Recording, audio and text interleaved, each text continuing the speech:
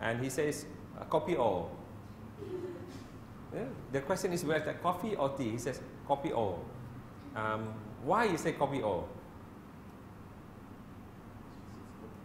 Yes, because he always takes coffee without milk and sugar. So in English there is no terms, and there's no terms for kopi o. It's either coffee with sugar, coffee with milk. Okay, so again there is a problem in language here, right? So when we have problem with language, we have problem in listening as well.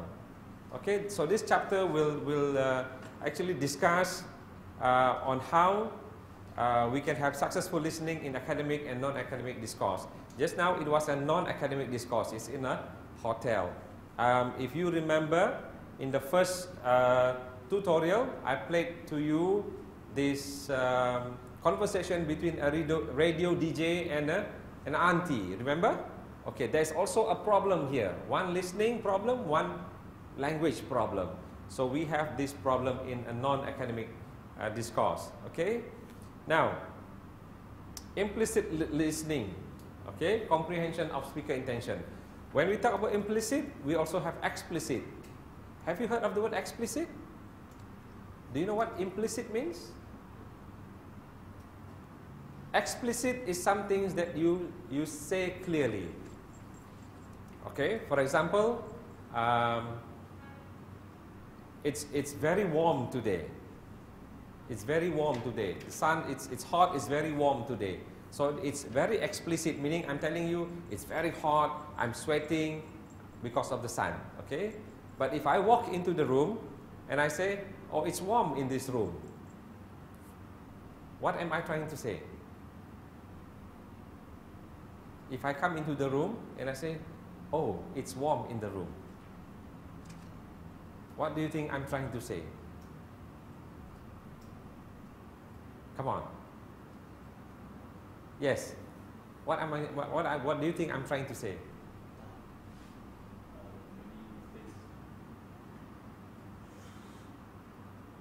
So you see, you are trying to guess what I'm trying to say, meaning I'm saying something implicit, something which is not clear. Okay, what I'm trying to say is, if it is in the English culture, if you say, "Oh, it's warm in this room," it means to say that, "Can somebody please switch on the aircon?" Understand?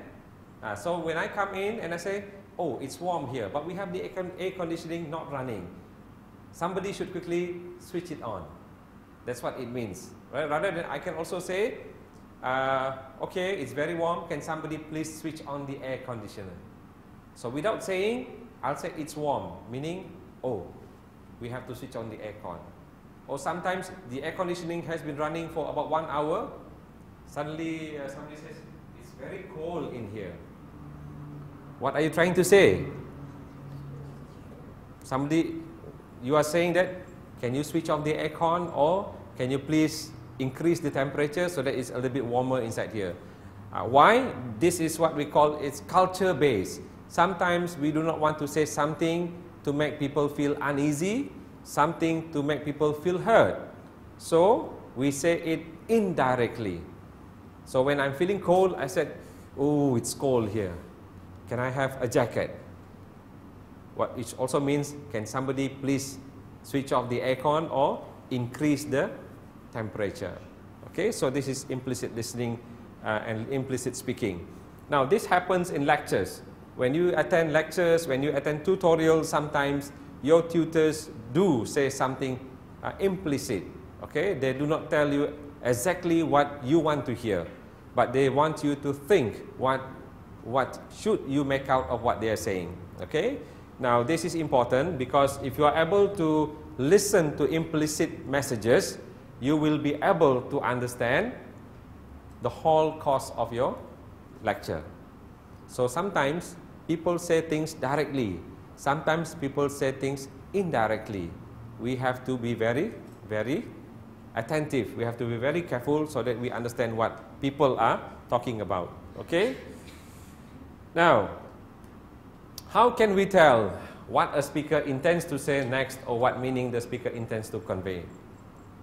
Okay? How can we tell? What are the cues? What are the indicators that the speaker give you, so that you know that, oh, he's going to say this or he's going to say that. For example, if you are at the office, okay, suddenly one morning, one fine Monday morning, the boss, the PA calls and say, okay, can you please, the boss wants to see you this morning. Suddenly your heart starts beating very fast. Why call me? What have I done wrong? You start asking questions. Why call me? The boss never called me. Okay, then you come knocking on the door. You come, you open the door, the boss doesn't look at you. Then you say, die. Sure die.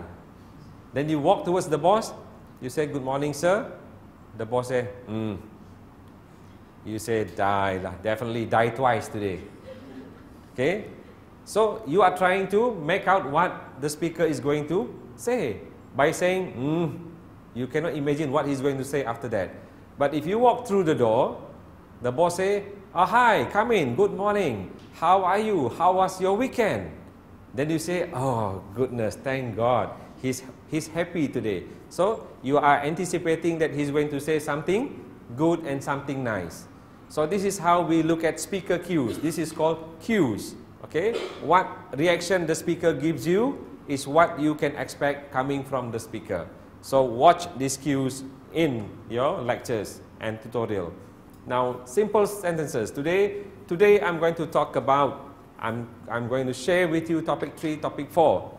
So you definitely know that today you are going to talk about topic 3, topic 4.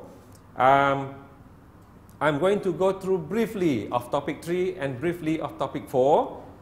Because I would like you to go back and listen to your CDs and do your activities. So basically today, you know, okay, 3 very briefly, 4 briefly, I have to go back and do my listening. Okay, so these are speaker cues, preparing listeners to what the speaker wants them to do throughout the listening task. Okay, now,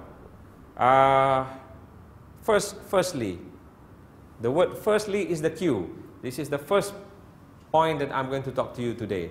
Okay? Today we are going to do 3 things. First, 5 minutes talking about your assignment. Secondly, we'll be looking at topic 3.